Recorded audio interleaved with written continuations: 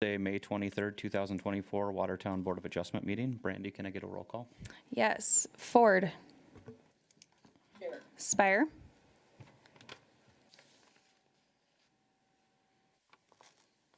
Spire. Here. Okay, perfect. Kays. Here. Dolly. Here. Brink. Here. Ron. Dargis Johnson. Here. And Hanson and Aletsky are absent. Oh, and Colhane. Where is his thing?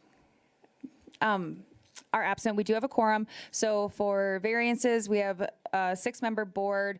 We will need 5 in the affirmative for an approval. And then for conditional uses, it will be 4 out of the 6 for the majority for the conditional uses. So with that, take it away. All right, thank you, Brandy. We'll move on to item 3, which is the approval of the agenda. I need a motion on that. So moved. Second. A motion and a second. Any discussion on that agenda? All in favor? Aye. Any opposed? That's approved. Item 4A on the agenda is the approval of the minutes from the April 18th meeting. I did have a comment on that, Brandy. It's noted in the minutes that Chair Blake Dolly presided. I believe actually Commissioner Colhane was presiding on the 8th. Is that the 18th? Yes, April 18th. Sounds good. If So we you can guys, just update that one. yeah, and if you guys want to just approve with that, we'll make that amendment before we publish. Okay, I'll look for a motion with that amendment. Motion as amended. Do I have a second?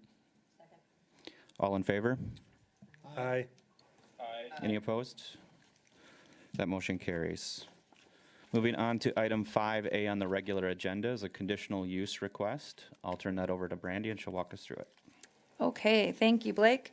So this is the conditional use request for the property located at 10 First Street Northwest. The applicant is Marvin Garden LLC and then Jeffrey Kane, the interested party.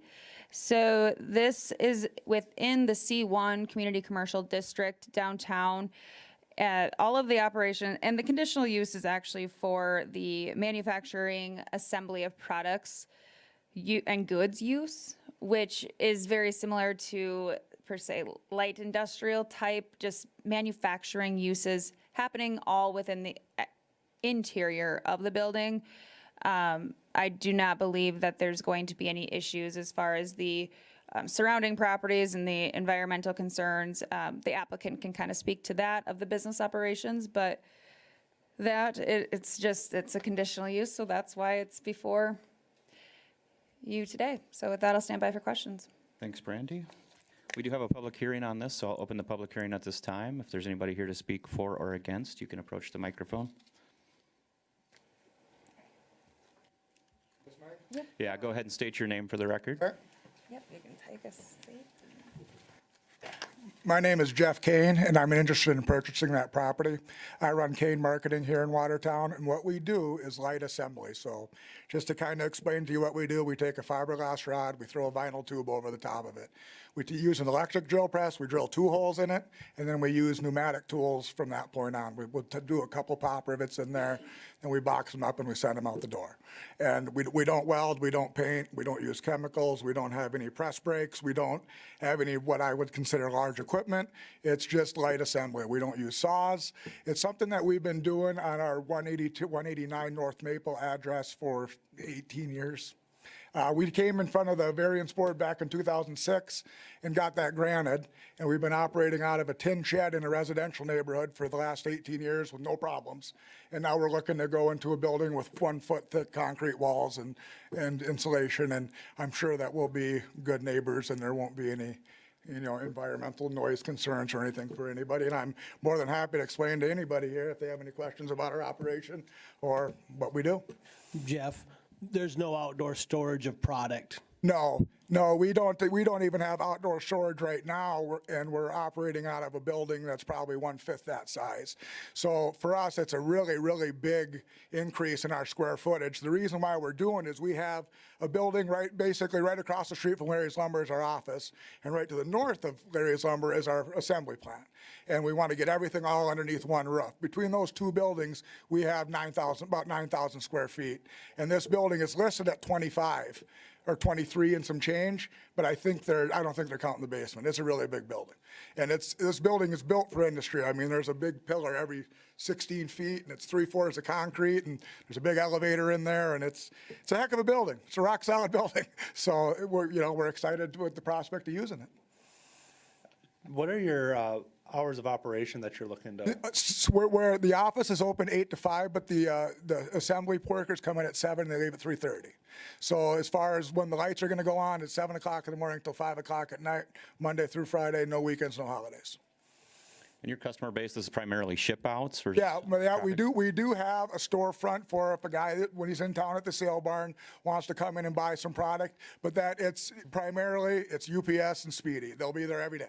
Every single day, UPS picks up and hauls away, and same with Speedy. That's the other common carrier around, and they show up every day. And that's primarily what we do. Jeff, you don't use semi-haulers to offload or take product out? We do use LTL trucks once in a while. If there's somebody, say, that orders 10, 15 boxes of something, it's more economical for us to throw it on a pallet and have them come pick it up. There is 2 loading docks on that building, though, that are set up for semi-traffic. We usually don't have a guy with a trailer, a horse trailer coming in to pick up stuff. Everything we sell is really small. So they would kind of walk out with it in their hands, And everything we sell basically goes on a UPS truck, so we don't have, gates and fence panels and things like that. That's not the type of livestock equipment that we sell. Chair, this is Ford. Yes, go ahead. I see that you said you utilize an air compressor in your business. Mm-hmm. What decibels is it rated at? I don't know. It's a regular, it's not what I would call an industrial one. It's one that you get from Menards. I don't even know what the CFM is. Like I said, I know we've been operating in a residential neighborhood for the last 18 years without any concerns, but I don't know the decibel level of that air compressor. Are the users of the air compressor required to use ear protection? Yes. Yeah. Everybody in there uses ear and eye protection just because that's the safety. That's just what we do for safety. Everybody wears goggles. Everybody wears ear protection. And is this building air conditioned, or in the summer will the windows be open? I don't know that the window's open in that building. There's an HVAC system in there that has air conditioning, and it's a really well insulated building. And it really doesn't, where the warehouse part of it would be, I don't see that really even getting hot back there, to be honest with you. It's a really solid building with really thick walls. And those are all things, if he comes in for an interior building remodel permit, that staff will review. As far as the conditional use, No, my concern was if it's an air compressor that requires air protection, and in the summertime, if the windows are open because there's no air conditioning, then the noise would escape the building and get out into the neighborhood. That was my question. If there was something, just because of the way we have a very small company. We only have 4 full-time employees. We treat everybody really well. So if for some reason it was hot in there, we just get air conditioning. We're not going to make somebody work in the heat. and thanks for that clarification, Diana. In terms of Thank you. In terms of the noise pollution, though, this would still be subject to any kind of noise restrictions that any other user of a lot would have to abide by in terms of ordinance, right? Yep. Chair, Yes. I just want to make a comment to Diana's concern. I used to work in that building when it was Interstate Publishing, when they used to print the Coteau Shopper, and the Valley Shopper, I think, was printed in there, or the Sisseton paper, whatever it was. They had that press running, Diana, and when I worked in the front office, I could not hear the press running hardly, just because of it is solid concrete, the floors are solid concrete, so, and I do believe there was air conditioning in the building because we could not open the windows. They were the solid front ones up front, so they don't even have the option of opening windows.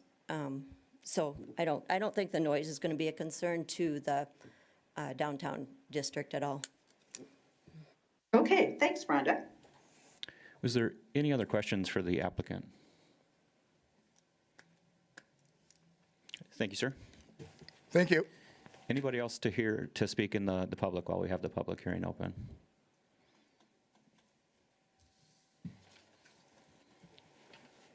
Yeah, my name's Dan Shuddy, Director of Access Ministry, the property just to the south of it. And so we would be pretty much their closest neighbor because there's an alley to their north, an alley to their east.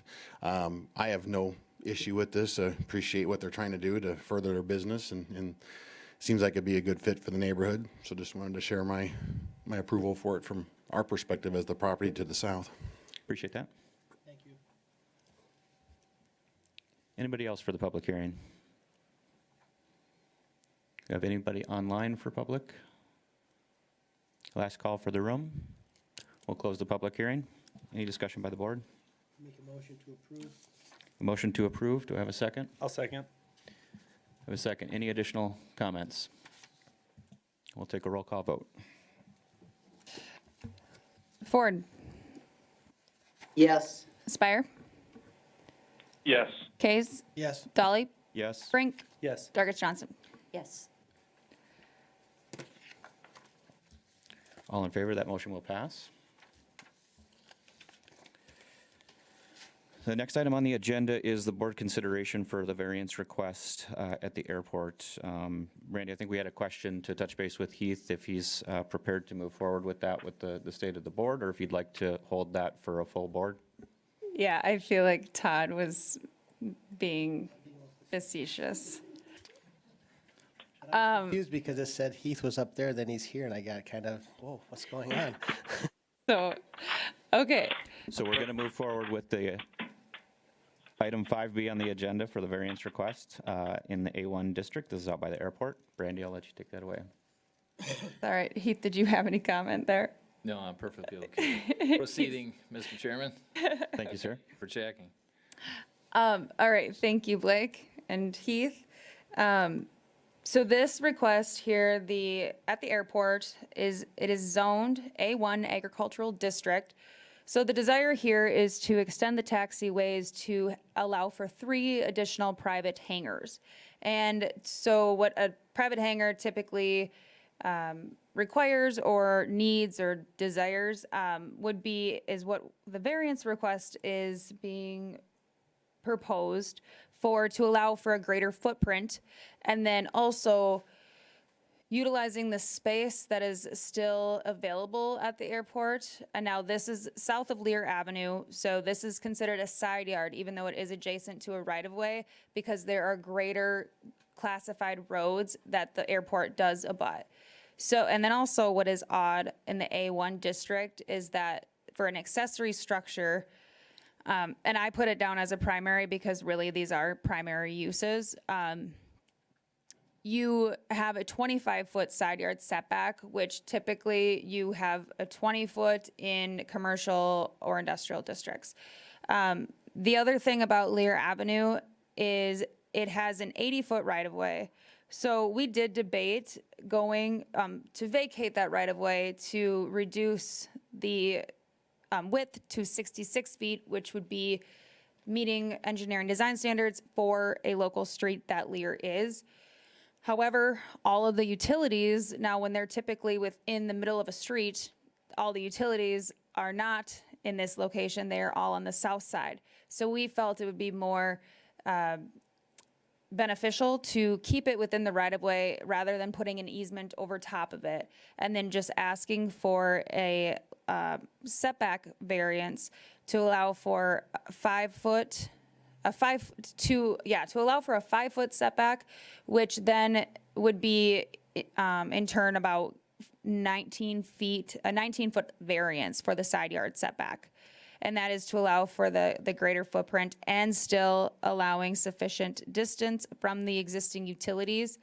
And keeping in mind, if this were a standard 66-foot right-of-way, that we would actually be meeting a 19-foot setback, which in most districts, which this is industrial really. So if this were an industrial district, we would only be asking for a 1-foot variance. So just keeping that in mind. I'll see if Heath has anything to add to our presentation. Otherwise, because the city of Watertown is the applicant. Mr. Chairman, I would only add that in lieu of a right-of-way vacate, city staff felt that this would be a more favorable option from a community standpoint, from the city standpoint, as far as we're the managers of that right-of-way. We're the jurisdictional authority of the 80-foot right-of-way that exists for Lear Avenue. We wouldn't have any problems reducing that to 66 feet, like would normally be for a road of that nature. It's uncertain, unknown to us why it ever got platted at 80 feet, but it did, and that's what it's at. And so that's really what's driving this more as a variance request, rather than going through the exercise of doing right-of-way vacates and implementing easements. We thought we'd go for the variance request instead. The other couple things I'll point out is that these 3 locations, I don't know, Brandy, if you have that map up. Yep. Can't see it on Teams here, but Oh, well, let me share it. Sorry. These are the 3 areas, what I would call low-hanging fruit for private hangar expansion out on the airport grounds. You'll see those purple shaded areas would be the extension of existing taxi lanes. The red hatched areas would be the proposed building footprint pads for hangars. The airport board and airport staff have recently received a number of interested parties that are ready, willing, and able and wanting to build private hangars to the tune of, I think we've got 5 on a list right now. These 3 locations are the closest and most readily accessible to water and sewer utilities. Most private hangar owners want to put a restroom of some sort in the facility, so they need to have those wet utilities available to them. That's why these 3 sites are being processed from a staff standpoint to try to make them buildable so we can get the applicants issued building permits. There is another area west of here, if you go to that zoomed out more vicinity map. Oh, okay. Brandy, if you could point at that area to the west where you see that little stub of a taxi lane. Is that it there, Heath?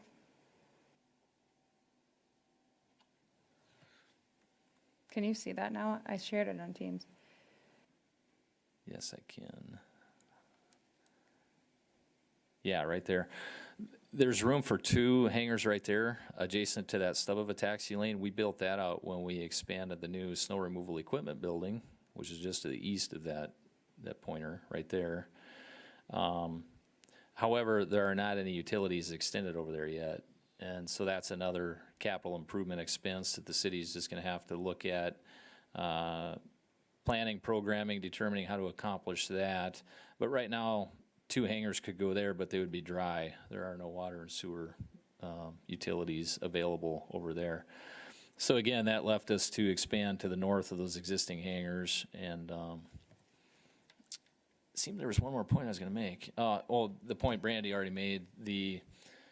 If this were a 66-foot right-of-way, this would be a 6-foot variance request, not a 20-foot variance request like it is with the 80-foot right-of-way. If that helps with the discussion at all from a perspective or context standpoint.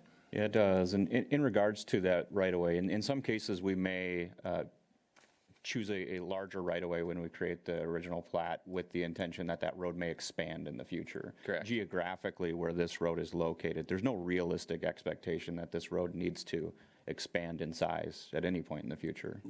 Nor will it have any direct access to these lots where the Right. No driveway cuts. no driveway cuts or anything like that. Correct. That the airport fence on that north boundary that's located right there, that obviously will have to be moved to the north, but there will be no access through that fence to these airport hangars off of Lear Avenue. That will always be secured and blocked off from the access on Lear. Yes, sir. And Brandy, just confirming what you had said earlier, that all the other properties that are adjacent to the airport ag zone properties that may be zoned I-1 or I-2 out there have a 20-foot setback in the same situation? Yep. Okay. Mr. Chair, Yes. Okay, question for you, Heath. Is there a reason that we couldn't get by with only extending 2 of those runs by facing the two northerly ones to each other? And then the one to the, so those 2 would share that access, and then you would be able to eliminate that third extension, the middle extension, and then the other door would reach to the east again? I mean, it's just a That's matter been of saving. discussed. Okay, Yeah, you're talking as far as the taxi lane extensions? right, it just Yeah. saves a little money that way. Yeah, correct. That is something that our consultant Helms, we just entered into a contract with them to do the design for this area. That design, the contract just went to council at the last meeting. Those funds are eligible for reimbursement from the FAA, and any project costs for these taxi lane extensions are also eligible for reimbursement from the FAA. Those would be through our either airport improvement program funds or the bipartisan infrastructure law funding that we get from the FAA. But that exact point came up, Commissioner Dargis Johnson, where the other option would be is that easterly taxi lane doesn't get extended, and the center one and the westerly one do. But in any combination, yeah, 2 hangars could likely share one of those extensions and save us money on the infrastructure costs when we go to build this out. Would there be any room, I mean, again, I don't know how big or how wide these hangars have to be. Could you sneak a smaller hangar in the middle and put another, so you'd access another, or do they need to all be that large? I mean, if you have a smaller plane, would you have an interested party in a smaller hangar? Yeah, the size of these 3 footprints are based on the desires of the current folks that are on that wait list, is what I would say to that. But that's a good point, though. So basically, it's if they want to have through access with that hangar, if they need to extend that taxi lane. But that could be something that, if that space would be available with it being at the end, if that could be another option for the future. Yeah. Mr. Chair. Once we've exhausted these 3 locations, that location to the west where you got the stub, that's the only realistic next step then for building out future capacity? It is, and we just met with the FAA, the DOT, and our consultant here earlier this week, and had our capital improvement plan discussion. Excuse me. It was a very preliminary CIP discussion with them, but that's one of the things on our radar that we need to get addressed through that capital improvement plan. How are we going to get the infrastructure out there? But once we do, there's I don't want to say infinite, but there's a huge amount of ability to build private hangars to that westerly direction. We can just presumably keep going to the west all the way to the boundary of the airport land. Yeah. Mr. Chair. Mr. Chair. The proposed buildings are 20-foot offset of the existing buildings. Could that 20-foot be narrowed at all? And then would it be requesting less of an easement that way? We did explore that. 20-foot is the setback by the regulations. That can be reduced only by putting in an appropriate fire code required firewall separation. That could be reduced down to 9 if firewalls are installed. And we would rather go the route of having the buildings be safe and fire protected by having that separation, rather than, because access to Lear will not be taking place. And it's really functioning as a side yard, so. Rhonda? Well, I think they just answered my question, because I was going to say, can't you condo these out and continue them on, but then you have the firewall, which you'd have anyway, but that's just not desirable, obviously. Okay. You mentioned the fence earlier, and I did have a question regards to that. So we're going to have to move that fence, obviously, closer to the road. What happens to the trees that are along that boulevard? Those have already been removed through a utility project from a year or 2 ago. Okay. Yeah. So they're non-existent. It's an old aerial. Mr. Chair? Yes, Diana? I think this is a great project and certainly something that's needed, so I feel really positive about that. I do have a couple of issues, and one of them is that if, in fact, today's engineering design standards aren't represented in our zoning ordinance for me, the step to take is to change those. I think as a city project, we have a higher standard rather than finding a way around what acknowledged here is no longer accurate and usable. I just worry that we're setting maybe some sort of precedent and acknowledging that workarounds are better than changing the ordinance to reflect reality. Is there anything in the works to get the ordinance changed to reflect those new standards? Yes. Yep, there are. We have made amendments to Title 21 to change some that, did my mic go out here? To address some of these concerns and the consistent variances that we have seen.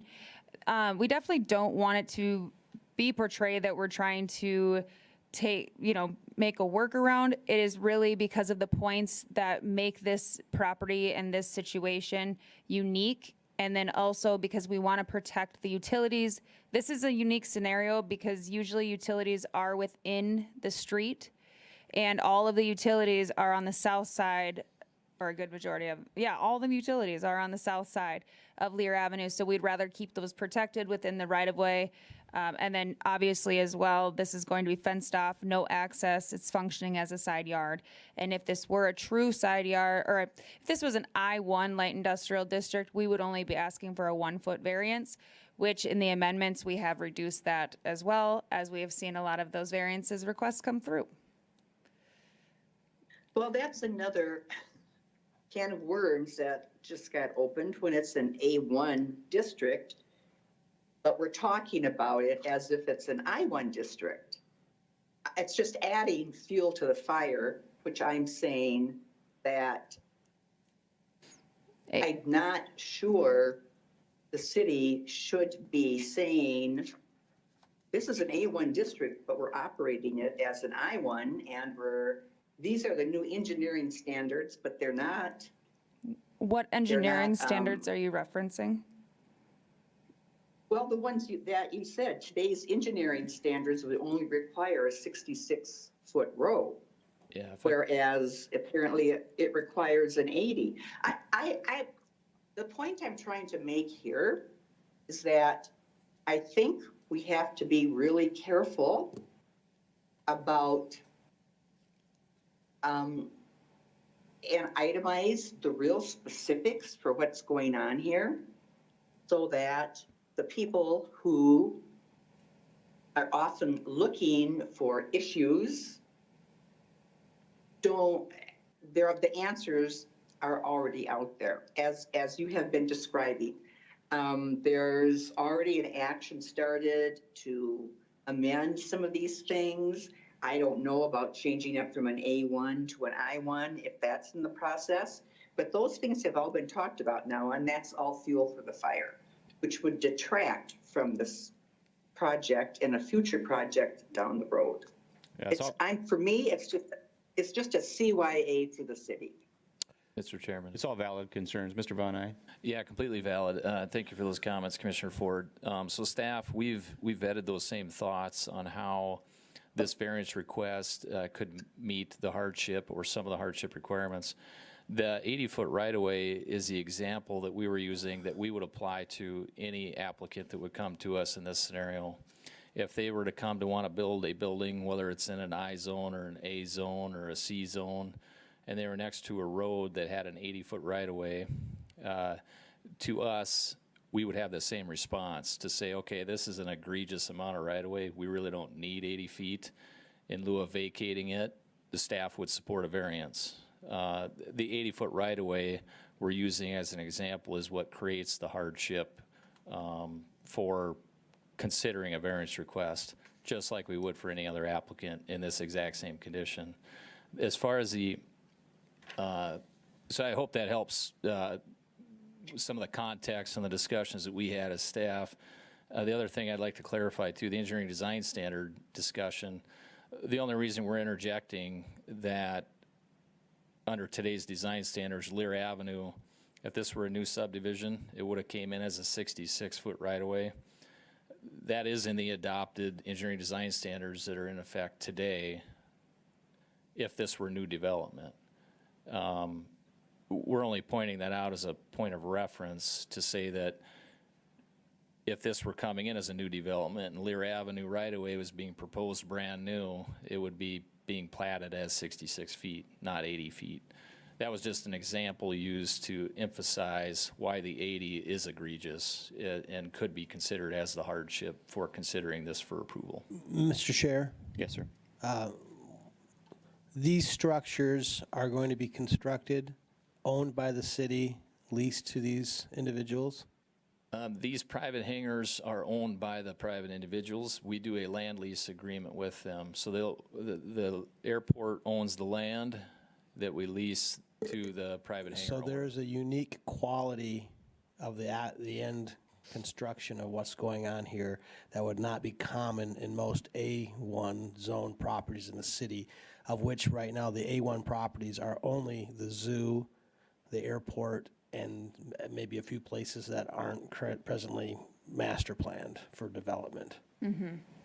And I'll, I guess, take back of, I don't even need to reference the relation to I-1 because it's zoned A1 and the setback, the side yard setback today is 25 feet. So like Heath said, if we were to vacate Lear Avenue, then we would be asking for a 6-foot variance. So we'll just keep I-1 and A1 out of it. All right, so this is Ford again. Heath, those were exactly the kind of comments I hoped we'd get on the record and provide the basis for people who might think there was some favoritism or something going on. Just a real fleshing out of that kind of detail, I think, is very helpful. Thank you. Yeah, thanks, Diana. And additionally, I would add to that list of attributes that is unique, the fact that, again, there's no access being proposed off of Lear Avenue here, either pedestrian or vehicular. It will be fenced off and inaccessible from that side of the property. I think that's certainly pertinent to this consideration. Any additional comments? I do need to open the public hearing on this, so if there's anybody here to speak on behalf or against, you can feel free to come up to the microphone, or anybody on Teams. Did you want to run the spiel? Last call. We'll close the public hearing. Mr. Chair, I'd like to make a motion to approve I have a motion to approve. based on the following findings, that this property indeed is a unique, special circumstance by which the existing 80-foot right-of-way is uncommon and north standard moving forward based on the city's current design standards. Second, that there is no direct access to Lear off of this property. 3, the property is owned by the city, which is unique in nature, comparable to other private A1 uses. And I had another one. Oh, it's fenced. And also that I don't believe that granting this variance would be disharmonious with the other area out there. We have a motion by Mr. Case. Do I have a second? Second. A second by Brink. Any additional comments by the board? All right, we'll take a roll call vote. All right. Dargis Johnson, Yes. Brink, Yes. Dolly, Yes. Kays, Yes. Spire, Yes. Ford. Yes. All in favor, that motion passes. We will move on to item 5C on the agenda, which is another variance request. Like I offered to the city in this regard, we don't have a full board here tonight. Is the applicant in the house? Are you comfortable with us proceeding with 6 members? All right, I'll have Randy take us through that. Okay, thank you, Blake. So this property we've seen before, they came forward for a conditional use. There have not been variances granted for this property previously. So the conditional use, this is zoned R2, single-family attached residential district, received the conditional use for fourplexes, and they had 2 conforming lots, so that is what is being constructed today. And throughout construction, then the desire came forward that they would like to offer covered parking in the rear area of this lot. So they had 4 or 5 parking stalls shown at this angle, I guess we'll say perpendicular to the alley. Even though the alley is unimproved and it has a lot of utilities in it, I have them listed for what they are, but so that is not what the proposal is suggesting. That alley, I had a few questions on that, if the alley is going to be improved by this project, and no, that is not the case. So there will be two 3-stall garages that will enter parallel to the unimproved alley, which is allowed per ordinance, even though they will still be accessing from the street, so they'll be entering, they'll be located in the rear of the property and accessing the street in the front. So, okay, so then they are asking the request here for the variance is that they'll stay adhering to the 10-foot setback that was conditioned as part of the conditional use. And then instead of a 9-foot setback from the alley, they are requesting that there be a 2-foot setback, because that alley, for the reasons of the alley, is unimproved. And today, they do have a permit that would allow for a 2-stall garage, but also the applicant can speak more to their desire for doing the 3-stall. And with that, I'll stand by for any questions. Thank you, Brandy. We do have a public hearing on this. I'll open that at this time.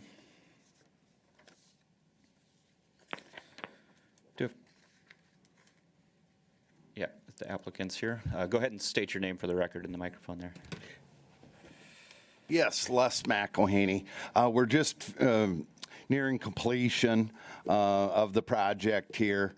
And in my pre-renting of them, the number one question, we built two nice fourplexes there to attract the tenant that it attracts to the property.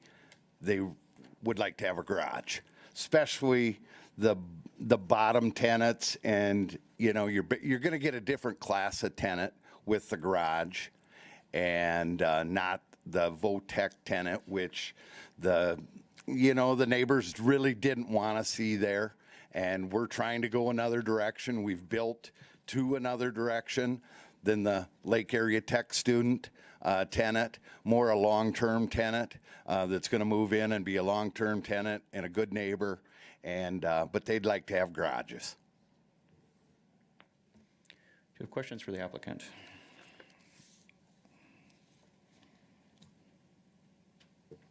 Thank you, sir. Anybody else here to speak in the public?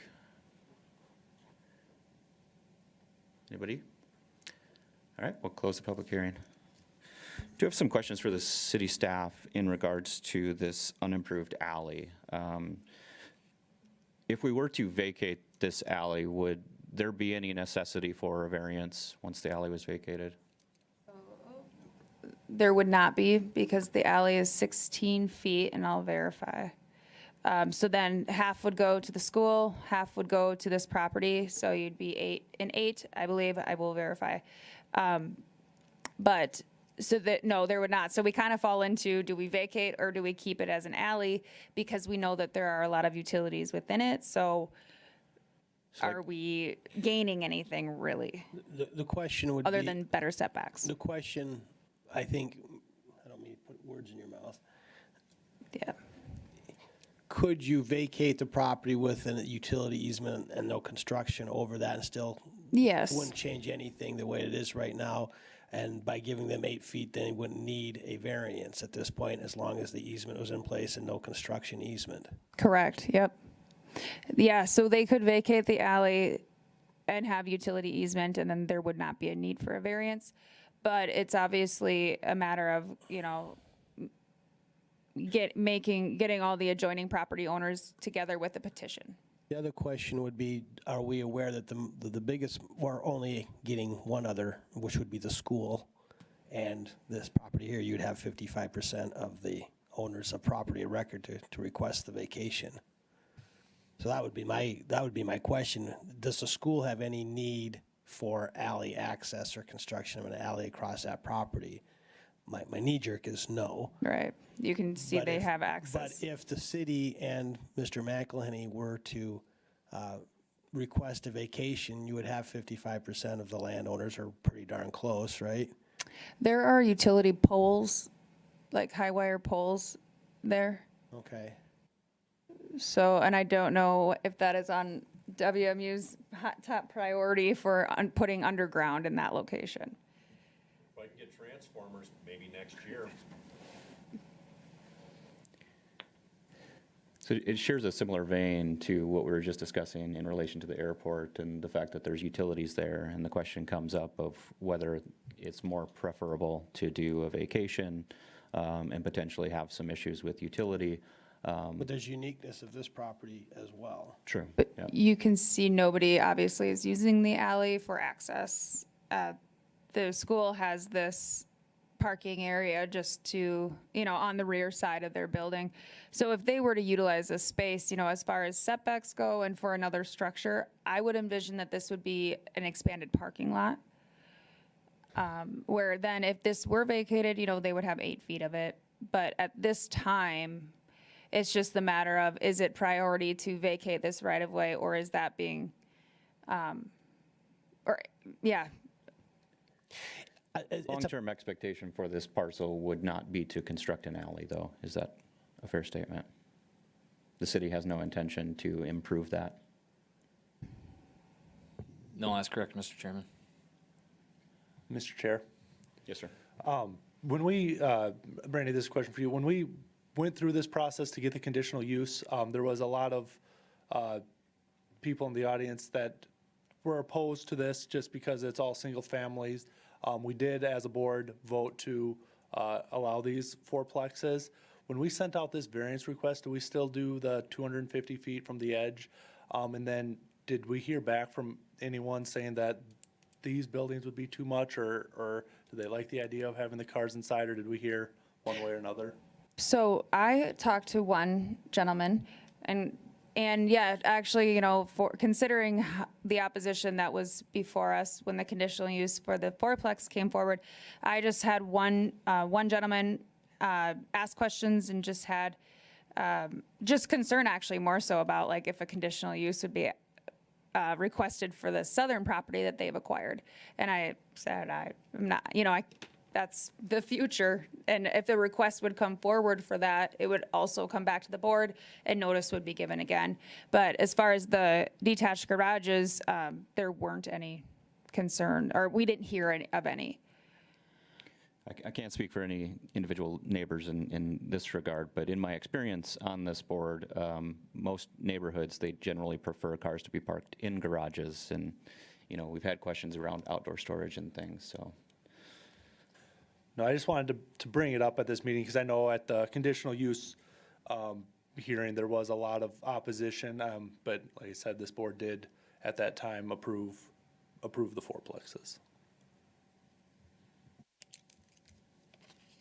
Is any of that alleyway in floodplain there? I know there is some drainage that comes through the back of that property.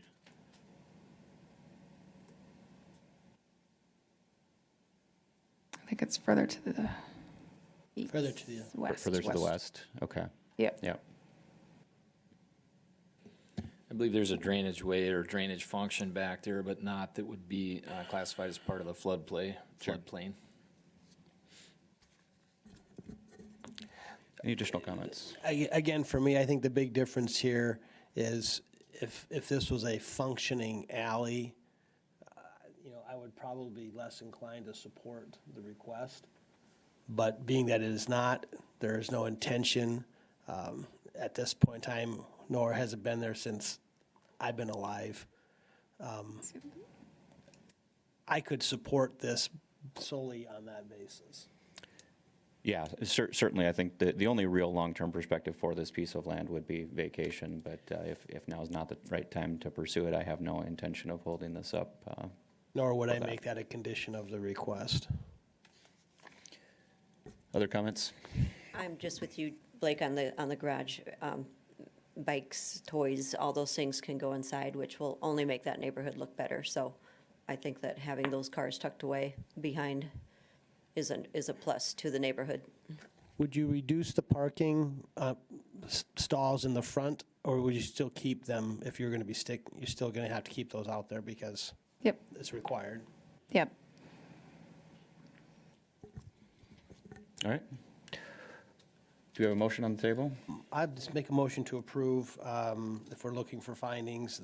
It's the uniqueness of this lot as it lays adjacent to an unimproved alley that has been there forever and a day. And there's utilities that are in it, and the proximity of the school property adjacent to it makes this unique. And I don't think it's, again, disharmonious with the neighborhood. Do we have a second for that motion? I'll second. All right, we'll take a roll call vote. All right, let's go Dolly. Yes. Brink. Yes. Dargis Johnson. Yes. Spire. Yes. Ford. Yes. Kays. Yes. With all in favor, that motion carries.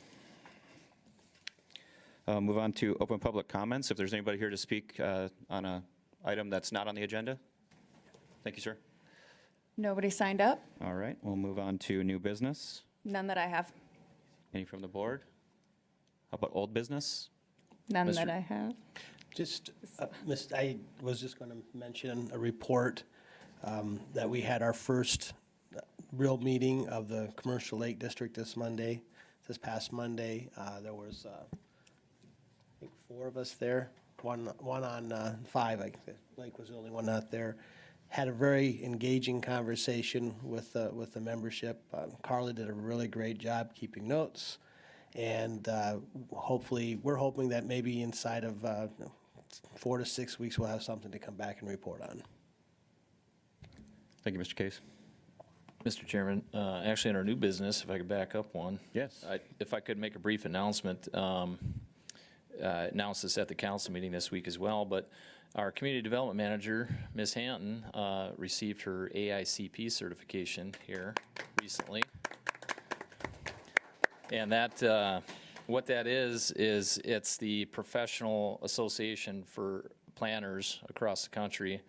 The American Institute of Certified Planners offers this certification, and you have to meet, of course, a strenuous amount of either education, experience, and knowledge, and that's proven through the exam that they require to achieve the certification. So Brandy, of course, has served as a city planner for a good number of years before she was promoted to the community development manager.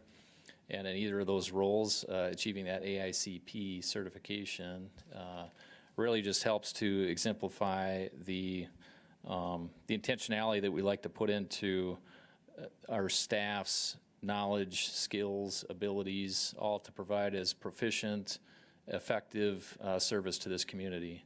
And that's a great asset for the Community Development Division of Public Works, and we're ecstatic about it for all those reasons, but also, I believe, to my knowledge, this is the first time the city of Watertown's ever had an AICP certified planner employed by them. So, Yep. just a high amount of respect and appreciation for Brandy to accomplish that. Yeah. Tremendous accomplishment. Great job, Brandy. And you've always done a great job with the board here, so appreciate you every time. Thank you very much. I appreciate it, and it's always, there's just always a lot of support and a level of professionalism that Heath, as my direct supervisor, and just all the way up the leadership chain that they instill, and so I'm very appreciative for that, and always providing opportunity for growth. So I'm looking forward to continuing on with the city of Watertown and just see what we can keep accomplishing. Thank you. All right, I'll take a motion to adjourn. Second. All in favor? Aye. Any opposed? Aye. We're adjourned. Thank you all.